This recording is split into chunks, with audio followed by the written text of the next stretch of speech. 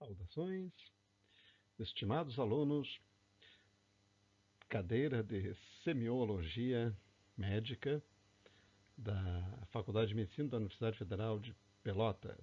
Eu sou o professor Samir Schneid e vocês talvez já me conheçam da cadeira de Introdução à Medicina quando a gente conversou sobre primeiros socorros. E sou o autor do projeto do Laboratório de Ensino por Simulação, o LabEnSim, onde é bem provável que alguns de vocês, se não todos, já tenham tido a oportunidade de treinar algumas habilidades psicomotoras, já que a formação do profissional médico envolve cognição, conhecimento e habilidades psicomotoras. Nós estamos em plena pandemia, mas nós não deixamos de ter muita vontade de ensinar. E, infelizmente, não há como ensinar com pacientes nesse período, mas nós estamos trabalhando de forma remota, proporcionando a vocês algumas bases importantes em relação à futura prática profissional eh, desses queridos estudantes. A imagem é uma tela, na minha opinião, muito bonita, mas arte é uma questão de gosto, né? Entretanto, para além da arte, aqui está retratada, aqui está pintada a noção da entrevista médica. Isso é muito importante. Assim, vocês, futuros médicos, precisam levar uma imagem carinhosa desse momento, do contato com a pessoa que sofre, da família, do ser humano que está ali deitado, talvez com febre, da mãe da criança, do pai da criança, todos estamos, o médico também, ele está atento, ele está preocupado. A menina, suponho, deva ser a irmã do rapazinho que está enfermo, talvez seja uma de vocês, né? No futuro, venha se tornar uma profissional por ter tido a oportunidade de admirar aquele homem ali, né, de uma certa idade, experiente, ou não, às vezes é um profissional jovem. Meu pediatra, lá em Uruguaiana, recém-saído da residência de pediatria em Porto Alegre, as mãos geladas quando ia nos examinar, né, ansioso, preocupado, porque a dor do outro, ela dói em todos, inclusive no médico, nessa profissão de quem está ali para aliviar o sofrimento, né? Então, a preocupação com o resultado faz parte. E nós iremos, junto com a psicologia médica da UFPEL, que é excelente, nós iremos abordando, trabalhando, construindo um, um background que ofereça a vocês condições de trabalhar de forma efetiva e tranquila para vocês. Sejam bem-vindos. Entrevista e história clínica. Essa aula eu fui convidado para falar sobre história clínica, história médica. Mas eu mudei o título um pouquinho e vocês vão entender por quê, né? Para entrevista e história clínica.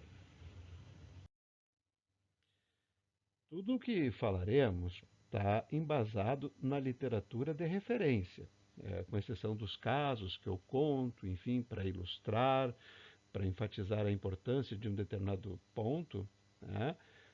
É, todo o conteúdo está embasado no Bates, o guia para o exame físico e a coleta da história, 12ª edição. Vejam, unidade 1, capítulo 1, da página 5 à página 13. Unidade 1, capítulo 3. Todo. Tá bem? Então, depois vocês vão ler com calma, né? Também é importante, assistam a aula, uma aula que está programada para durar 50 minutos, e vocês procurem depois o livro, estudem o livro também, importantíssimo.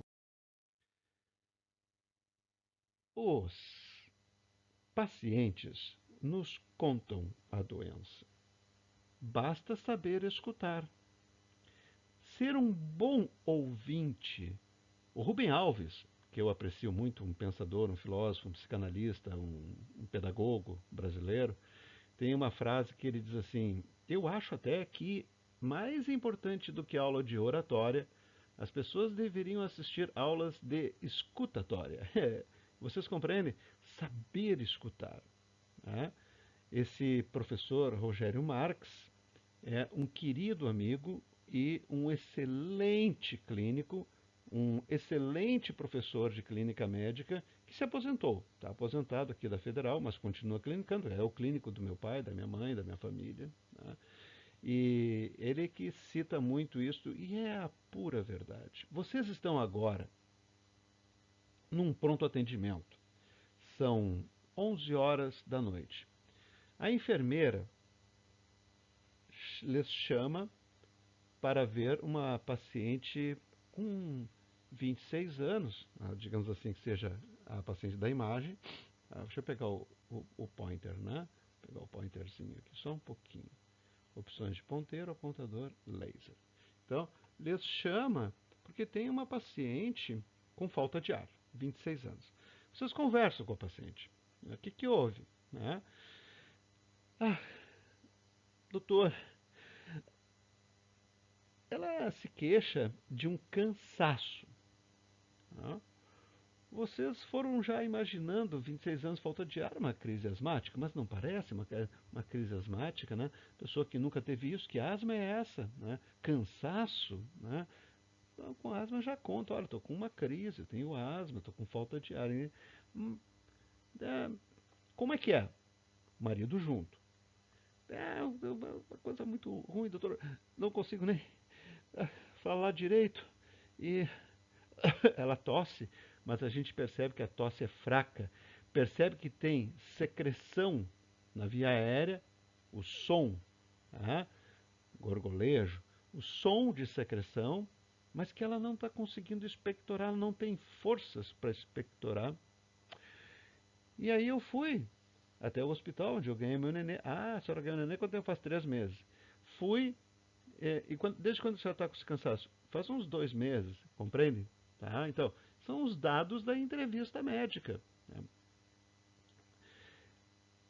E fizeram uma radiografia, me disseram que eu estava com uma pneumonia, me deram um tratamento, e também que estava com depressão, e também me deram isso aqui, fluoxetina, né?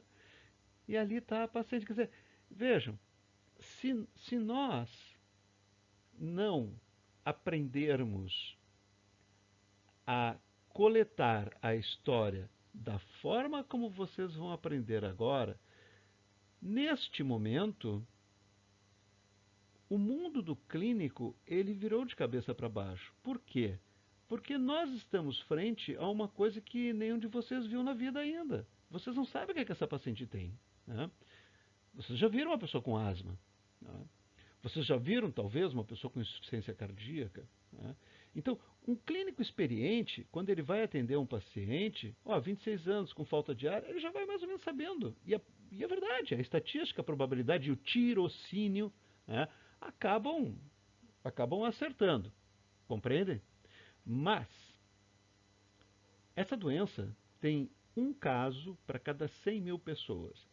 Esse número assim solto parece nada, além de representar uma proporção baixa. Mas pense assim, ó, para vocês se situarem nos números, né? Coloquem no contexto concreto. Pelotas, 400 mil. São 4, 5 casos, entendem? Em Pelotas, né? Dessa doença. Então, é uma doença rara, mas vocês poderiam ir para o telefone, já que vocês estão num pronto atendimento, e ligar para um hospital de, avançado, né, um hospital de referência.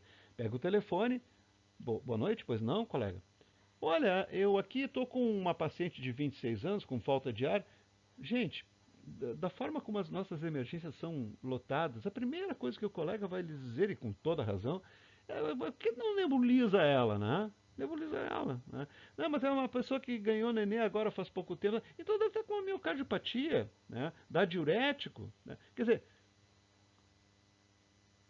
vocês precisam se dar conta que o que vocês estão aprendendo, a técnica de coletar, a forma de organizar, não é fútil, não é inútil. Tá? Pode ser e vai ser que a prática faça com que vocês definam os atalhos. Tá? Mas vocês terão, eventualmente, que se defrontar com uma situação como a situação dessa senhora que tem uma doença chamada, aí vocês olham, né, para os olhos, tem uma ptose palpebral, ela tem uma miastenia graves. Então, vejam, uma história bem coletada, um exame físico, e vocês vão para o telefone, ó, colega, assim, ó, uma paciente de 26 anos, que ganhou neném agora faz 3 meses, começou com cansaço, tem uma tosse, não consegue expectorar, tem ptose palpebral e está se sentindo muito, muito, muito fraca. O colega já vai dizer assim, opa, peraí, trabalhando num hospital avançado, um hospital de referência, né, ele está acostumado a ver esses casos que triam para lá. Né, numa cidade com, digamos, 1,5 milhão de habitantes, né, já tem bem mais casos. Triados, ele vê. Né? Mas escuta, o que tu está pensando que pode ser? Aí tu vai dizer, eu acho que pode ser miastenia grave. Exatamente. Aí sim, aí nós temos dois colegas conversando de uma forma competente e beneficiando. Então pode encaminhar que de manhã vem o pessoal da Neuro aqui, e aí eles já fazem, tem uma substância lá que eles usam, né? E aí a pessoa responde na hora e comprova que ela passa aquele cansaço todo, a força volta, né? Que o diagnóstico é aquele mesmo, vocês entendem? Né? Por isso, recomendo, atentem para esta aula, né? Porque traz informações que servirão para vocês o resto da vida. Ali, ó, né? Vocês daqui a uns 7, 8 anos. Né? Bom, no dia, hoje são 16 de março, né? Essa aula eu estou gravando na véspera, dia 15, mas no dia 14 de março de 2020, eu eu estava dando essa aula, né? E estava explicando. Foi a última aula que eu dei. Tá? Vocês têm que usar antes, né? Vocês têm que usar o álcool gel e tem que saber usar corretamente. Né? Às vezes a gente parece um pouco é, incisivo nas coisas, mas a preocupação é com o paciente e com vocês também. Tá?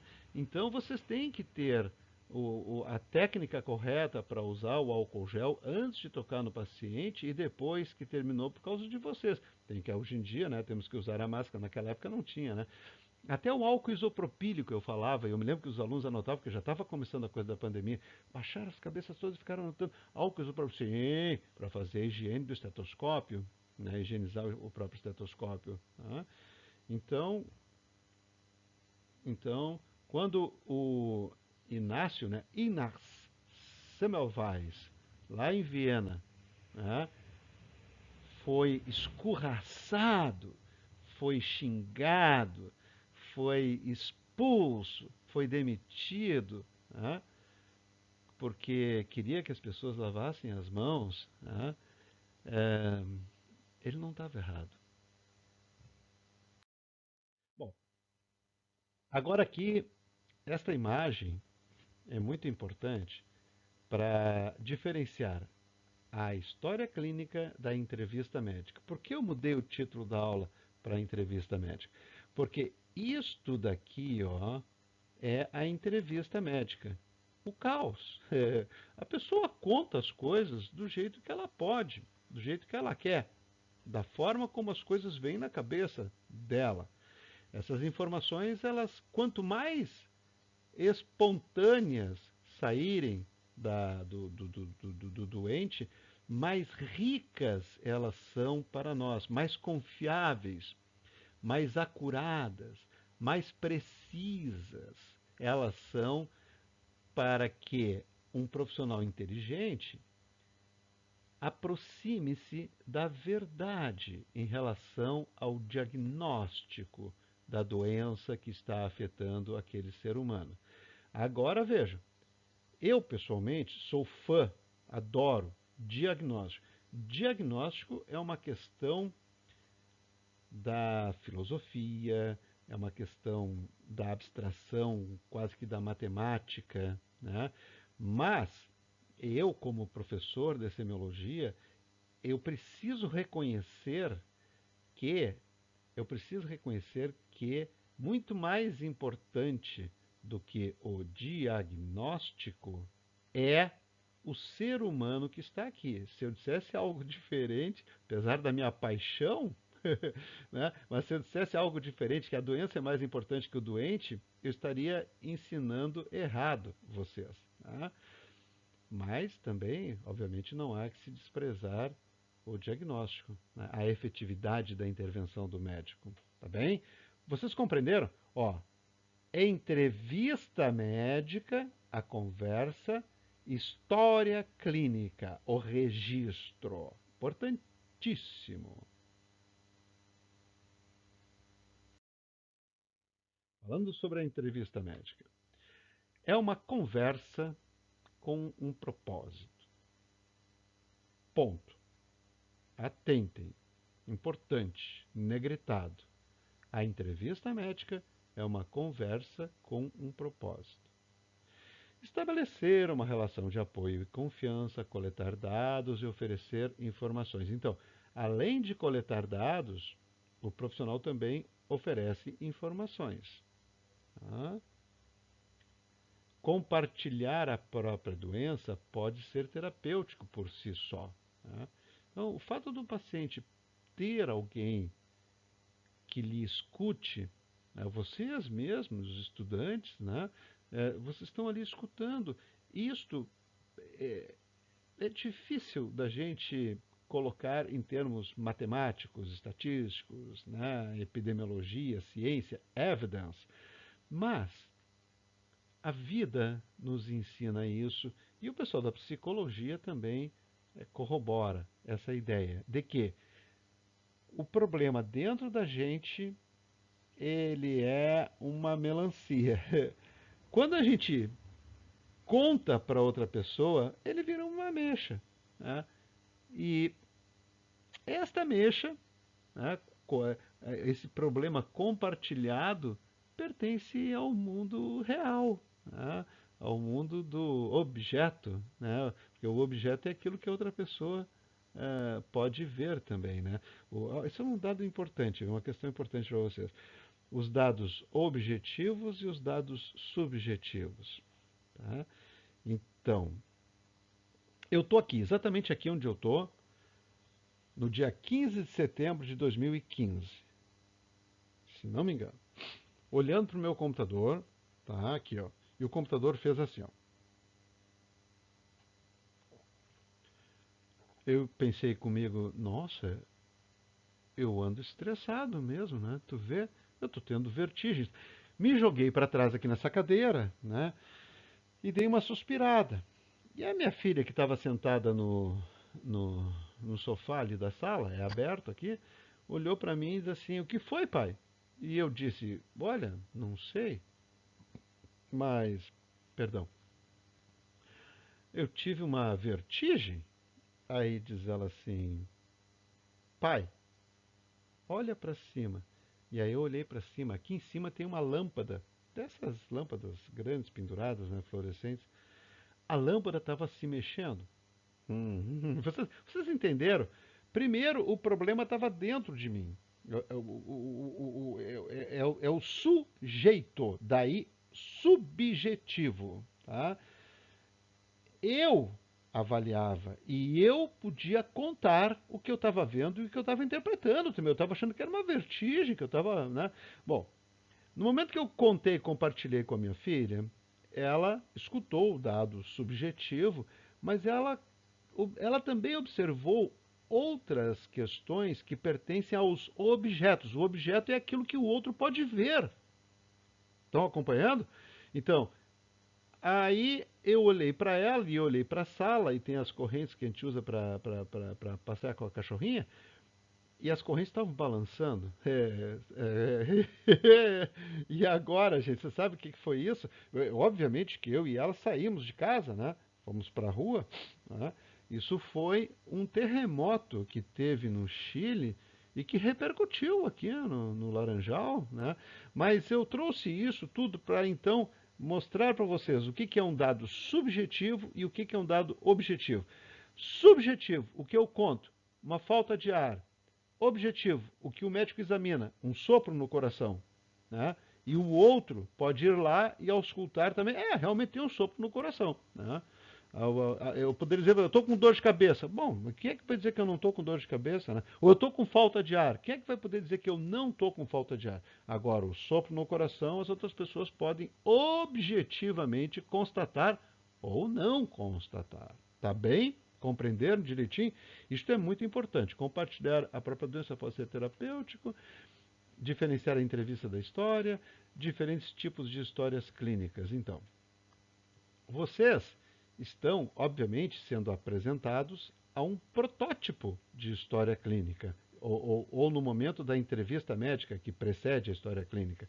Esse protótipo, né, ele não necessariamente é o mesmo que vocês terão a oportunidade de utilizar, por exemplo, nas situações de trauma. E nós não podemos subestimar assim, a principal causa de mortalidade no planeta Terra de seres humanos, né, entre 1 e 44 anos. Como é que eu vou dizer para vocês que a história clínica é sempre assim? Papapi, papapi? Não. Tem outras situações que é o bombeiro. Né? Vocês estão no pronto-socorro, né, de plantão, o bombeiro chega com um, o piloto de uma motocicleta que se acidentou, compreende? Aí ele vai contar para você. Aqueles são os dados subjetivos, de certa forma. Ou em pediatria, né? A criança com menos do que 1 ano, ela não costuma falar. Né? O bebê, ele não tem como contar as coisas. Quem conta é a mãe ou a avó. Então, isto não é anamnese, isto não é história clínica? Claro que é, mas é um outro contexto. Compreendem? Preparando-se. Reserve um tempo para autorreflexão antes de iniciar. Revise o registro médico, o prontuário. Então, vejam bem, por que vocês têm que olhar o prontuário antes de entrar, né? É claro que vocês têm... todo ser humano está sujeito a um certo viés. Daniel Kahneman, né? Pensando lento, pensando rápido. Um livro excelente. Né? Ele trabalha muito com essas heurísticas, com as situações, os vieses mentais que a gente acaba exposto. Né? Ah, o que eu estou querendo dizer? É o seguinte. Né? Ah, se vocês lerem que a pessoa tem tuberculose, ela pode ter um câncer, né? Mas vocês vão chegar lá achando que ela tem tuberculose. Então é um viés, enviesou o pensamento de vocês. Mas aqui, ó, existe uma lei maior, tá? Uma lei maior. É, no trabalho com os pacientes, né? Qual é a lei maior? Primeira lei, não prejudicar. Perfeito. Segunda lei, segurança da cena. Vocês precisam trabalhar com segurança. Eu agora mesmo tenho uma amiga de uma outra cidade que ontem estava muito chateada porque tinha um paciente na enfermaria que ela trabalha com Covid e ela não tinha sido avisada. Opa, compreenderam? Né? Vocês precisam saber, né, se o paciente tem meningite meningocócica. Vocês precisam ter uma noção mínima. Né? Se o paciente tem uma história de agressividade, de agitação psicomotora. Né? Então, são informações que deverão estar no prontuário médico. Aí vocês têm que ter, primeiro, olhar esse prontuário, mesmo passando pela questão de ter o pensamento de vocês enviesado, tá? Pelo diagnóstico prévio. Mas é obrigatório, é o que está na literatura e é obrigatório. Ajuste os objetivos para a entrevista, defina o que você precisa naquele momento. Revise o seu comportamento e aparência. The skilled interviewer seems calm and unhurried, even when time is limited. Então, não adianta. Vocês têm que buscar o filho de vocês no colégio. São 5h10, 5h30 a criança sai, né? Vocês estão ali, o paciente está falando e ele precisa falar. Vocês têm pressa, mas vocês é que têm que conduzir sem. É a teoria que eu falo para minha filha, né? É a teoria do pato. Né? Vocês estão com pressa, mas o pato ele faz assim. A cabecinha dele vai ali fora, bem tranquila. E lá embaixo, as mãozinhas, as patinhas, né? Então, compreende? É assim que tem que ser, né? Tu tá tentando ser o mais breve possível, tu encaminha tecnicamente dentro do que tu pode, de acordo com o que o paciente precisa, e vai, mas não demonstra. A gente não pode demonstrar, profissionalmente falando. Ajuste o ambiente. Chegou na sala, pede para baixar o volume da televisão, terminou a entrevista, coloca o volume de volta, né, como estava antes, e esteja preparado para pequenas anotações. Tá? A gente não faz uma transcrição do que o doente fala, mas no início a gente escreve mais, com o tempo a gente vai escrever menos. Conhecendo o paciente. Primeiro, o rapport, né? Aquele vínculo, né? O jeito de olhar, o tom de voz, a forma como vocês entram na enfermaria, a forma como vocês chamam o paciente nos ambulatórios. Aí vocês estão começando a estabelecer o rapport, né? O vínculo. Define o programa, explica para o paciente, olha, vou conversar um pouquinho, talvez leve uma meia hora, aí ele já vai dizer, não, eu tenho um exame, daqui a 10 minutos eu tenho um exame. Tudo bem, né? Vamos procurar outro paciente. Tá? Convidando o paciente a contar a história, não, ele aceitou, está disposto, né? Então, agora nós vamos começar a entrevista, o senhor vai me contando, tá? Ou então, vamos lá, né? Enfim, identificando questões emocionais, né? Importante, tem que estar sempre atento a essas questões emocionais, expandindo e clareando a história. Às vezes o paciente conta e a gente tem que repetir para o paciente para ver se está compreendendo bem o que ele está contando. Tá? Olha, eu fui aos pés. Tá? Para quem não é daqui da região, ir aos pés é algo que não faz muito sentido. Então, tu vai ter que clarear essa história. Desculpe, eu não entendi bem. O que o senhor quer dizer com ir aos pés? Ele vai rir um pouco, vocês vão rir também, e assim vai a vida. Gerando e testando hipóteses diagnósticas, isso é para vocês daqui a uns 2 ou 3 anos, quando vocês vão começar a pensar sobre os diagnósticos. Por enquanto, não se preocupem com isso.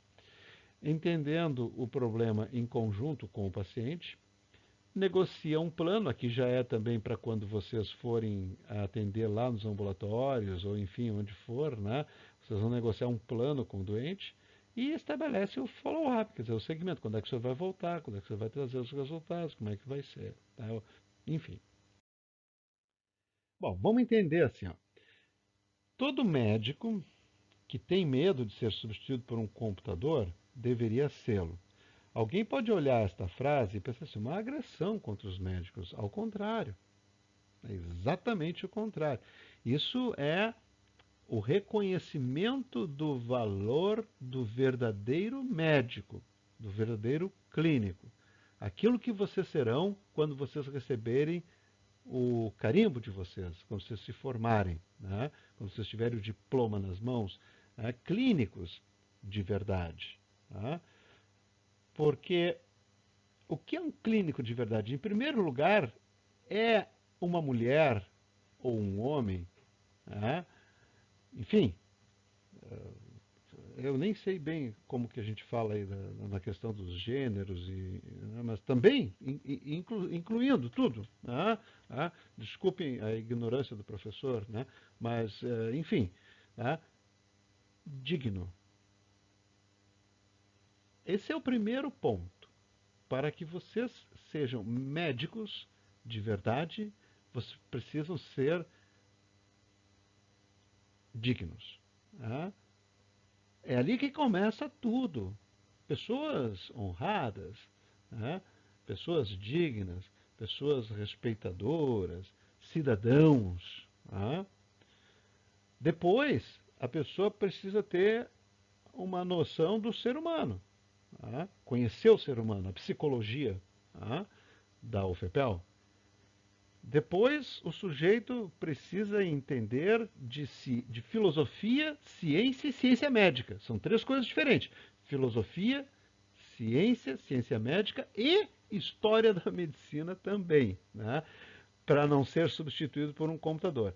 E, por último, o sujeito precisa ser um verdadeiro computador para situações de emergências médicas. Ele tem que saber tudo sobre todas as emergências médicas. Por quê? Né? Porque são situações que tu não tem tempo nem de abrir o teu celular. Né? Tu entende? Tu tem que saber o que fazer com uma anafilaxia, com uma parada cardíaca, com um engasgo. Vocês estão entendendo? Então aí está o tripé do que é um médico. Né? E, além de digno, tem que ser um sujeito humano, respeitador, né? Tem que ter afeto pelo ser humano. Né? E isso os computadores não têm, vocês compreendem? Então, tem coisas que se o profissional faz e o computador pode fazer e muitas vezes faz melhor, né? Ele vai ser substituído, isso vai ser substituído. E isso não é demérito nenhum para os médicos, porque o médico de verdade, ele vai estar sempre ali, né? E o computador nunca vai poder substituí-lo. Quando eu ouço algum estudante, em geral, dizer assim, esses protocolos vão substituir o trabalho do médico, coitado, eu fico com pena. O sujeito acha que o trabalho do médico se resume à tomada de decisão: dou penicilina ou dou ceftriaxona. Não, não, realmente não é isto. Realmente não é. O trabalho do médico vai muito além, muito além desta tomada de decisão que os protocolos, sim, nos ajudam muito a fazer bem melhor, né? Tá? Bom, perspectiva do paciente. Afirmações diretas do paciente. Né? Doutor, é, eu vim aqui porque eu preciso de um encaminhamento para o oftalmologista. Bom, é isso que ele está precisando. Né? Expressão de sentimentos sobre. Em relação a essas afirmações diretas do paciente, às vezes acontece assim, ó. Ah,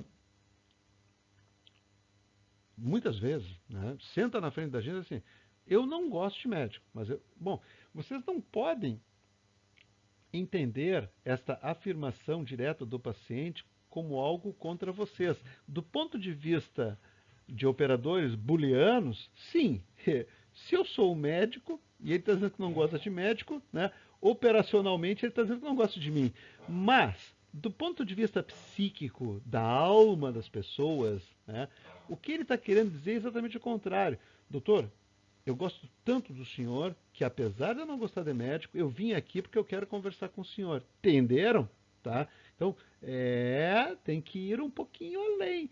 As expressões de sentimento sobre a doença, né? Então, também nós temos que compreender o que o paciente pensa sobre a doença. Isso é muito importante, tá? Às vezes os pacientes eles tentam explicar os sintomas e essa tentativa de explicar os sintomas nos ajudam a compreender o que eles pensam sobre a doença. Né?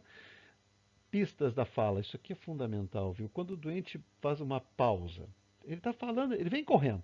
Ele está falando, falando, e para, dá uma suspirada, olha para a janela.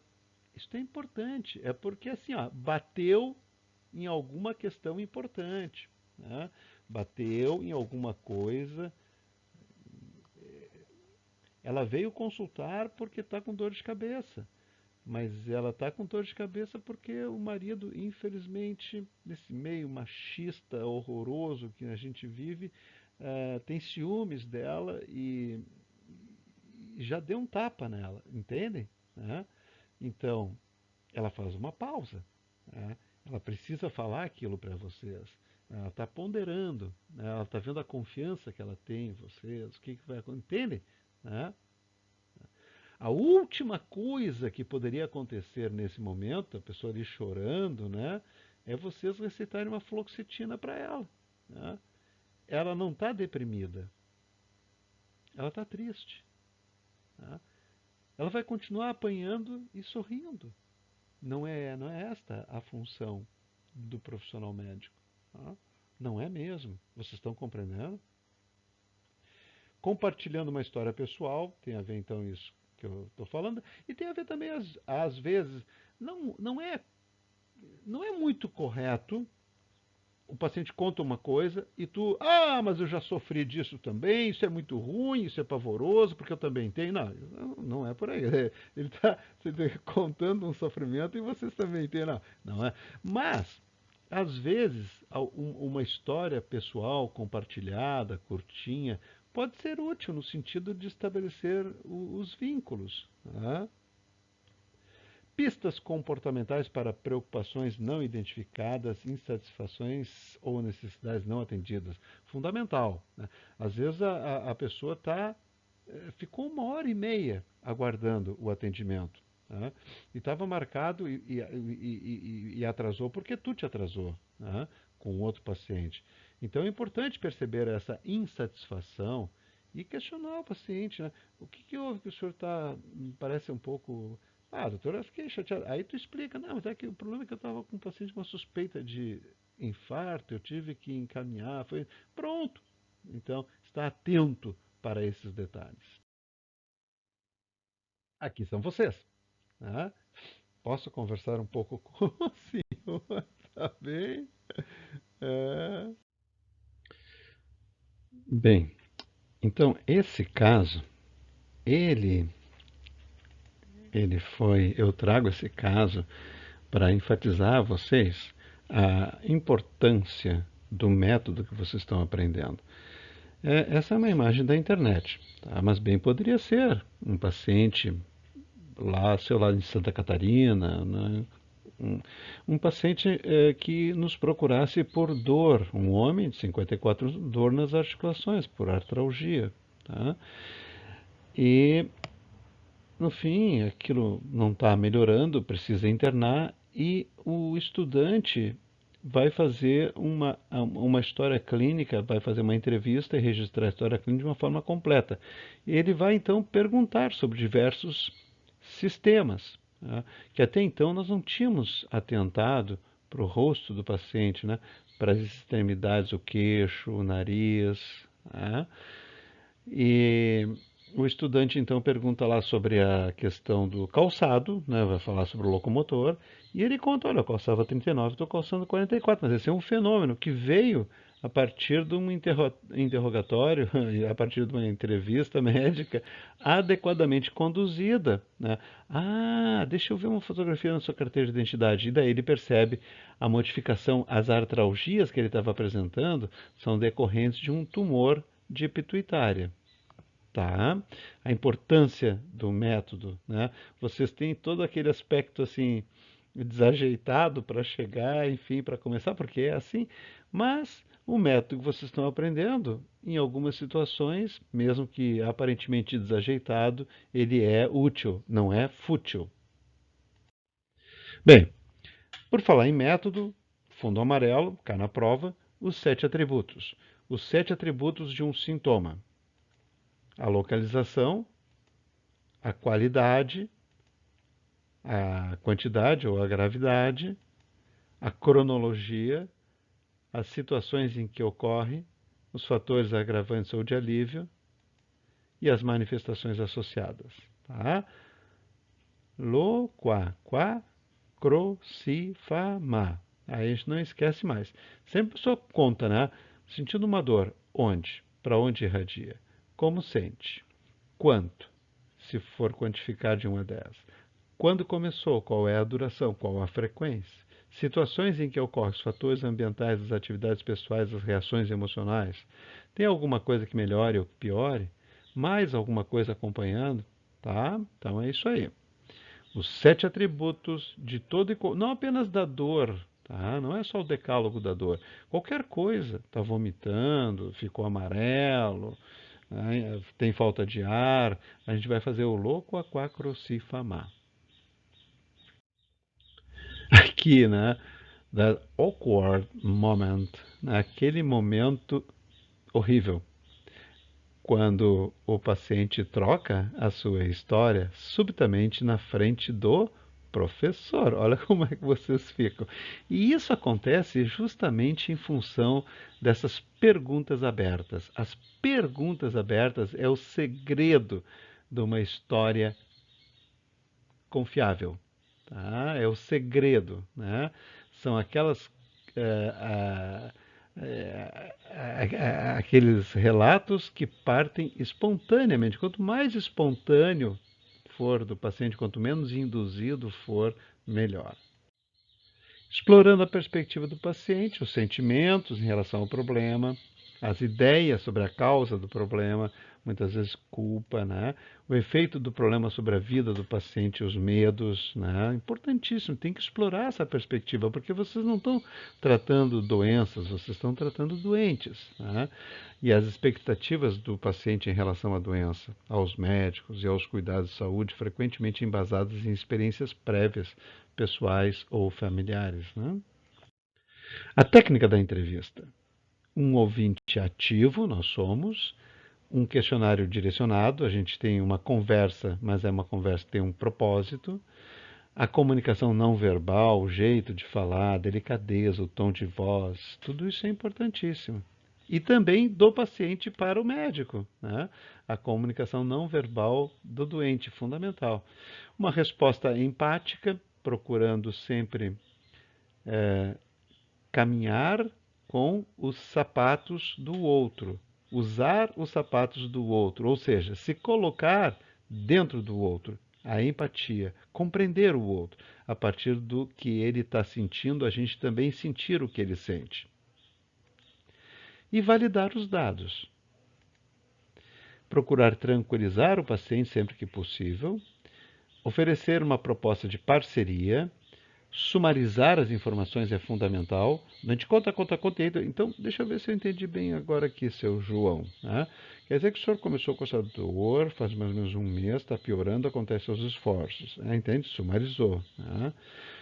Sempre enfatizar as transições, explicar para a pessoa, né? Olha, agora nós vamos fazer uma série de perguntas da cabeça aos pés, não se preocupe. Tá? Vai começar a revisão de sistemas, né? Faz as transições sempre explicando. Ou então, assim, agora o senhor passe para cá, por favor, sente-se aqui, né? Estou fazendo uma transição. Capacitando o paciente, então, é capacitando o paciente para lidar com a sua própria doença. Né? O questionário direcionado, mova-se das perguntas abertas para as questões focadas. Está em negrito porque é o mais importante de toda essa aula. Tá? A gente vai das abertas para as focadas. Sempre assim, sempre. Tá? Use questões que provoquem respostas quantificadas. Tá, mas me diz assim, de 0 a 10, qual é a nota, sendo 10 a mais forte e 1 a mais fraca, que o senhor dá para essa sua dor? Ao indagar várias questões, uma por vez. Né? Não dá para a gente jogar um monte de pergunta ao mesmo tempo. Tem que fazer uma pergunta e esperar. Tá? Ofereça múltiplas alternativas de resposta. Quando o doente não consegue expressar como que é a dor, né? Então vocês, bom, tentou de forma aberta.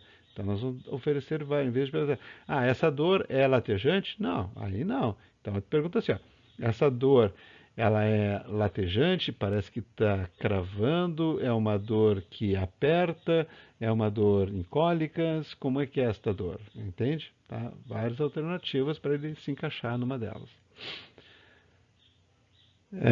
O senhor não consegue ir aos pés? Me explica um pouquinho melhor, eu não estou entendendo. Estimule com continuers, né? Os continuadores, né? Tipo, é, certo, uhum, são continuers, tá? Isso é fundamental, tá? E use o eco, tá? Então, o paciente terminou de falar, uma dor, doutor, que me aperta. Tá, estou entendendo, uma dor que lhe aperta. É o eco, né? Mas é importante, tá? É muito importante para dar continuidade, né? Sem direcionar, sem induzir. Questões abertas, depois, quando tu vai pegar os 7 atributos, tu já faz perguntas um pouquinho mais direcionadas e finalmente vai para sim e não lá na revisão dos sistemas. Mas começa sempre aqui, com questões abertas. Aqui estão vocês, né, trabalhando, né, já experientes, né, é, capacitando o paciente. Evoque as perspectivas do paciente, transmita interesse na pessoa, não apenas. Esse é o segredo dos clínicos que têm um consultório cheio, né? É o interesse na pessoa, não apenas na doença. Siga a liderança do paciente, tá? Doutor, eu já trago todos esses exames aqui, eu não quero nem falar o que que eu sinto. Puxa vida, o bom é o que ele sente, mas é claro que eu vou pegar aqueles exames, né? Eu vou pegar, vou abrir, faço de conta que estou olhando alguma coisa ali, e aí eu já vou perguntar, o que que houve com o senhor, né? É assim que funciona, tá? Estimule e confirme o conteúdo emocional. Compartilhe informação com o paciente, especialmente nos pontos de transição durante a consulta. Claro que vocês são estudantes, vocês não vão dar diagnósticos para os pacientes, né?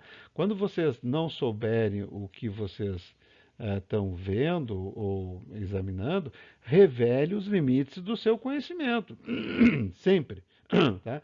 Mantenha o seu raciocínio clínico, isso para depois que vocês forem já mais experientes, né? Transparente para o paciente. Tá? Bem, essa aula está com 47 minutos, nós planejamos 50. Procure então dar uma lida no Bates, vai ajudar vocês bastante. E lembrem-se, vocês eh, serão clínicos, tá? Vocês se formarão clínicos.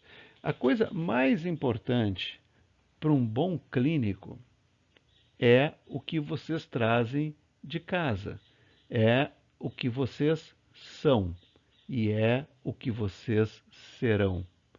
Isso é o mais importante de tudo, a dignidade que vocês têm como seres humanos.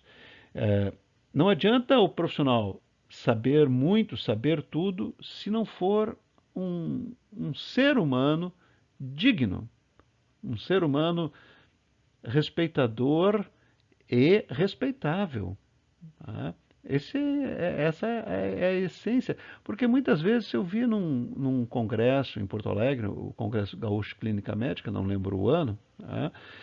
Mas o Dr. Carlos Gross, ele estava coordenando a abertura do congresso e ele trouxe um paciente dele, que era o Dr. Ivan Esquerdo, falecido agora há pouco tempo, um gênio da memória, enfim. E foi muito divertido, a gente riu muito naquela abertura, porque era o médico e o paciente, né? E uma das coisas que o Dr. Carlos falou, o Dr. Carlos era dono de uma das melhores clínicas, né, de Porto Alegre, né? E ele estava contando assim que boa parte do trabalho dele era receber pessoas que vinham do interior do estado para morrerem com ele, né? E qual é a essência que está por trás desses cuidados paliativos, que faz parte, é claro, da função do médico, mas é a dignidade do profissional. É tu confiar, tu como paciente, confiar na dignidade daquele ser humano, para poder cuidar de ti, né? No momento mais difícil da tua vida, que é o momento em que tu tá com uma doença incurável que tu vai morrer, mas tu quer uma pessoa, quer um profissional digno para cuidar de ti.